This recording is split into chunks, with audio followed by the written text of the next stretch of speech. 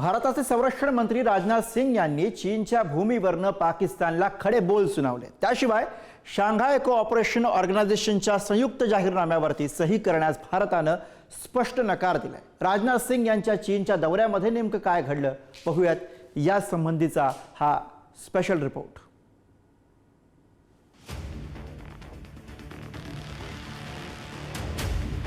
Operation सिंदूरमध्ये ज्या पाकिस्तानला चीनने मदत केली त्याच चीनच्या भूमीवर जाऊन भारतानं पाकिस्तानला खडे बोल सुनावले।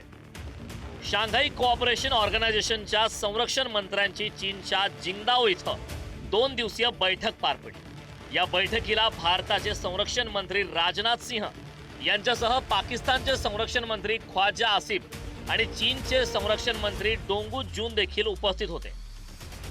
शांघाई कोऑपरेशन ऑर्गनायझेशनचा उद्देश सदस्य देशाच्या क्षेत्रात शांतता प्रस्थापित करणे, सदस्य देशाच्या सीमांचा मुद्दा सोडवणे, दहशतवादाचा बिमोड आणि सदस्य देशांचा विकास करणे असा आहे।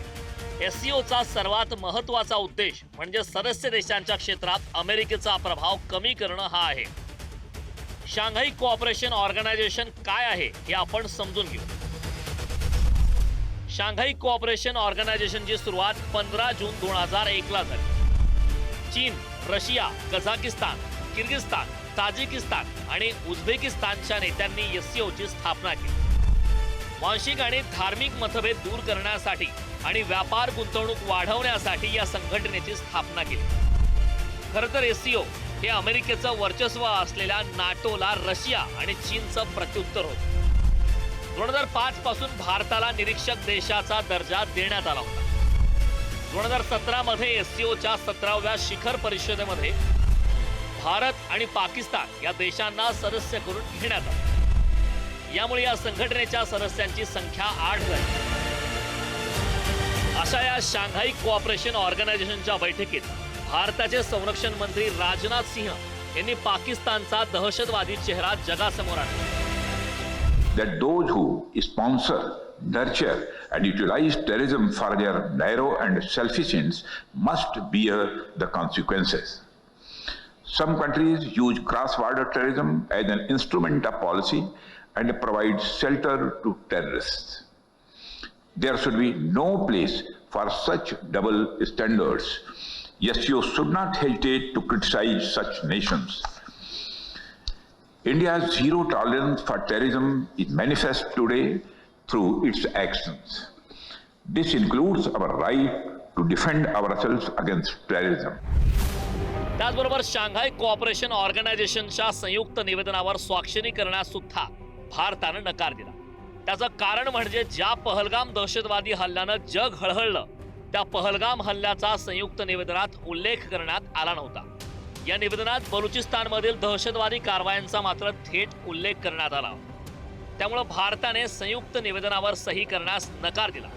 भारत आपल्या भूमिकांशी कोणतीही तडजोड करत नाही असा स्पष्ट संदेश या कृतीतून चीन आणि पाकिस्तानला एकाच वेळी देण्यात आला। एससीओ समिटमध्ये संरक्षण मंत्री राजनाथ सिंह यांनी चीनचे संरक्षण मंत्री ॲडमिरल डोंग जून यांचीही भेट घेतली। या भेटीदरम्यान झालेल्या चर्चेसंदर्भात राजनाथ सिंह यांनी निवेदन जारी केले। द्विपक्षीय संबंधांशी संबंधित मुद्द्यांवर आणि भविष्यकाळातील विविध मुद्द्यांवर आमची रचनात्मक चर्चा झाली। जवळजवळ 6 वर्षाच्या अंतरानंतर कैलास मानसरोवर यात्रा पुन्हा सुरू झाल्याबद्दल मी आनंद व्यक्त केला। ही सकारात्मक गती कायम ठेवणे आणि द्विपक्षीय संबंधांमध्ये नवीन गुंतागुंत निर्माण करणे टाळणे हे दोन्ही देशांचे कर्तव्य आहे असं राजनाथ सिंहांनी या निवेदनात म्हटलंय। यावेळी चीननं केलेल्या निवेदनात भारताच्या दहशतवादाविरोधातील भूमिकेचा उल्लेख केलाय।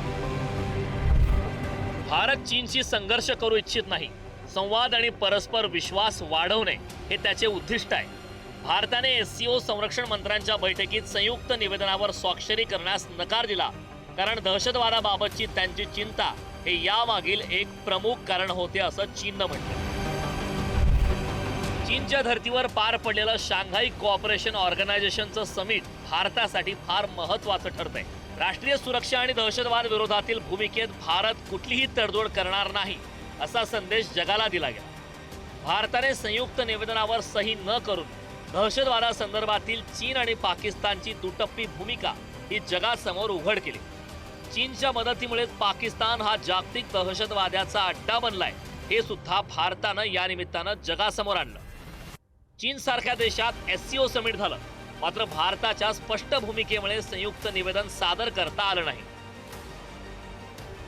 चीन, Kazakhstan, Kyrgyzstan, Russia, Tajikistan, Uzbekistan, Iran, Bharat आणि पाकिस्तान या संघटनेचे सदस्य आहेत. या देशांच्या एकत्रित लोकसंख्येचा विचार केला तर सध्या SCO देशांमध्ये जगभरातील 40% लोकसंख्या राहते. संपूर्ण जगातील GDP मध्ये SCO देशांचा 20% हिस्सा आहे. जगभरातील तेलाच्या एकूण साठ्यांपैकी 20% साठे याच देशांमध्ये आहेत. त्यामुळे या समिटमध्ये भारताची भूमिका परिणामकारक ठरते. शिवाजी काळे, पुढारी न्यूज, इंडिया नाऊ.